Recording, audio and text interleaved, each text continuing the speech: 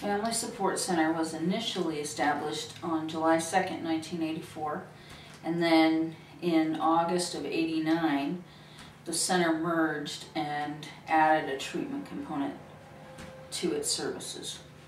We are primarily a child abuse prevention and treatment center. Our foundation program is called our Crisis Respite Nursery, where we serve children from infant up to age 11 when their family is in some kind of stressful situation. That may be a medical situation, it may be a car accident, it may be family violence, maybe a single parent who's struggling. Anything that would put a child at risk of abuse or neglect would qualify them for that nursery program. And they can stay up to 72 hours per visit. So what that means is they can come more than once. And that service is, we provide approximately 20 kids a day service in our nursery. And again, that's our foundational program. We also provide parenting programs, both traditional parenting classes, as well as going into the homes and doing what we call in-home parenting.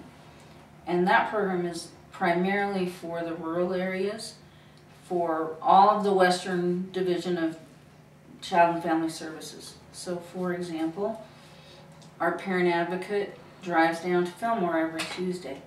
She's up in Oakley, she's out in Delta, in Nephi, and all these different little small communities where they don't have other resources to give those parents support when they're struggling with different kinds of issues. We also teach kids in the school systems what they can do to prevent their own abuse. That's really important, to be able to give kids an opportunity to learn those skills and say no, tell an adult, get away, and sometimes even have to yell. We teach them those principles so that they have some control when they are approached, or when perhaps one of their friends says, "This happened to me." They are able to say, "Well, we need to go tell somebody." And we have situations where that happens a lot, and we're either able to prevent it or they're able to get services quickly. I've been director of the Family Support and Treatment Center for over 22 years, and my responsibilities include boring things like budgeting and personnel issues and fundraising and public relations and all those kinds of things, as well as I also have a treatment load.